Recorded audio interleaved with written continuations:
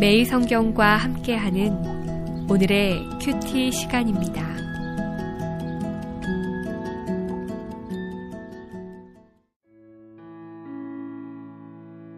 (3월 3일) 오늘의 말씀은 마태복음 15장 21절에서 28절까지의 말씀입니다.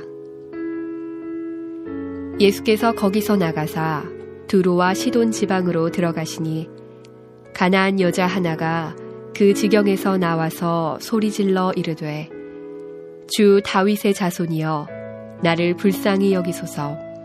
내 딸이 흉악하게 귀신 들렸나이다 하되 예수는 한 말씀도 대답하지 아니하시니 제자들이 와서 청하여 말하되 그 여자가 우리 뒤에서 소리를 지르오니 그를 보내소서.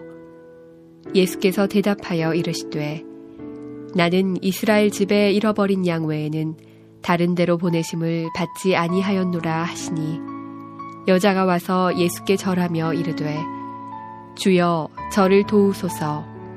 대답하여 이르시되 자녀의 떡을 취하여 개들에게 던짐이 마땅하지 아니하니라. 여자가 이르되 주여 올소이다마는 개들도 제 주인의 상에서 떨어지는 부스러기를 먹나이다 하니 이에 예수께서 대답하여 이르시되 여자여 내 믿음이 크도다. 내 소원대로 되리라 하시니 그때로부터 그의 딸이 나으니라.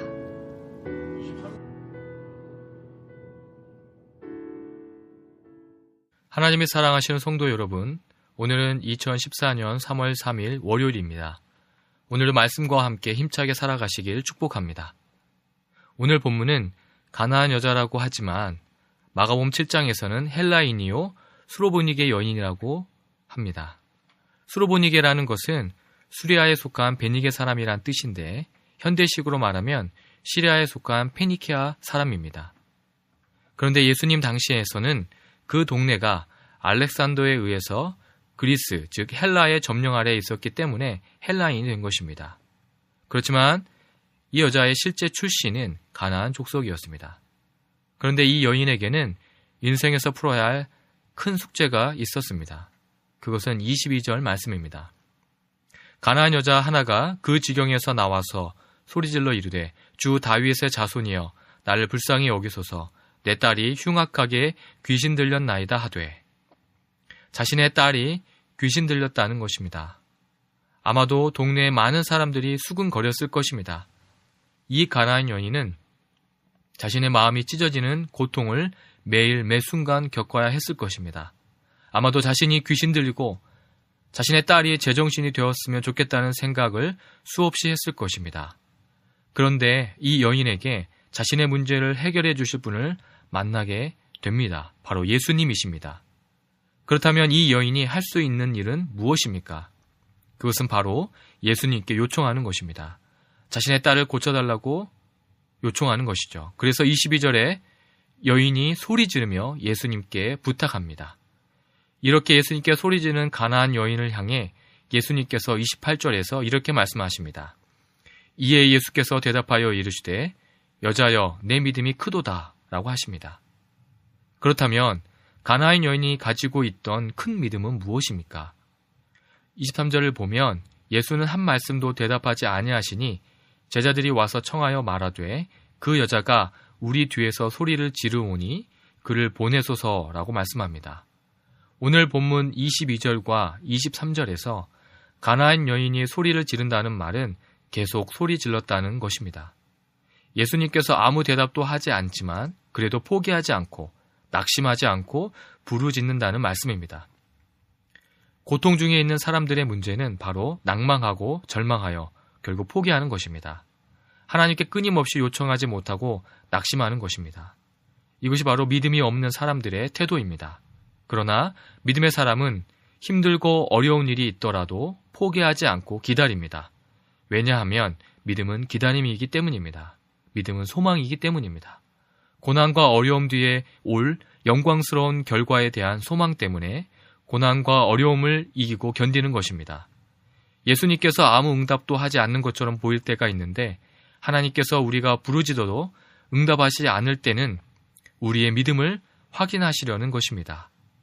그래서 가나안 여인은 예수님께서 아무런 대답을 하지 않더라도 잠잠치 않고 부르짖는 것입니다. 이것이 바로 큰 믿음입니다. 오늘 본문이 말씀하는 큰 믿음은 자신의 고통을 주님께 포기하지 않고 아뢰는 것입니다. 우리가 가져야 할 것은 세상의 욕심이 아니라 바로 이러한 믿음의 욕심입니다. 그렇다면 이 여인이 포기하지 않았던 결정적 이유는 무엇입니까? 그것은 대상이 누구냐는 것입니다. 여인이 의지했던 것은 바로 예수님입니다. 예수님을 가나안 여인은 주 다윗의 자손으로 고백합니다. 이스라엘의 왕으로 오신 분이라는 정확한 고백을 하고 있습니다. 즉, 하나님께서 약속하신 이스라엘을 구원하기 위해 오신 왕이라는 고백입니다.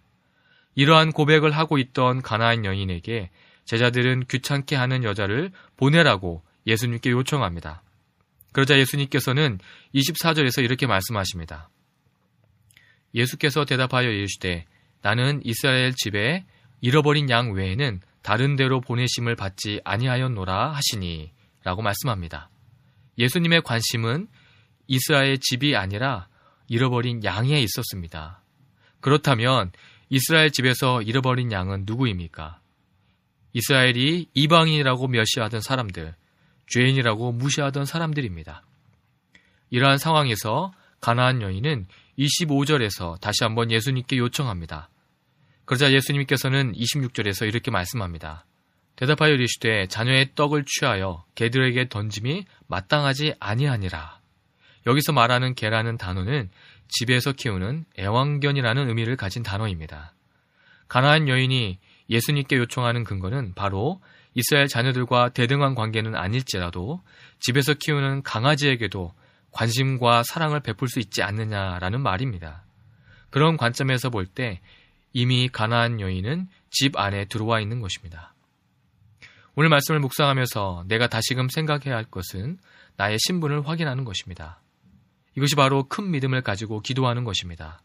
내가 바로 하나님의 은혜를 받을 수밖에 없는 하나님 나라의 백성이라는 믿음의 기도가 절박한 기도이며 절실한 기도이고 겸손한 기도입니다. 그러한 기도로 하나님과 동행하시는 귀한 성도님들이 되시길 바랍니다. 기도하겠습니다. 하나님 아버지, 제가 하나님의 사랑 안에 있는 하나님 나라의 백성이라는 것에 다시금 감사드립니다. 나의 정체성을 늘 기억하며 하나님 앞에 늘 기도의 무릎으로 나아가는 큰 믿음을 주시옵소서. 예수님의 이름으로 기도드립니다. 아멘.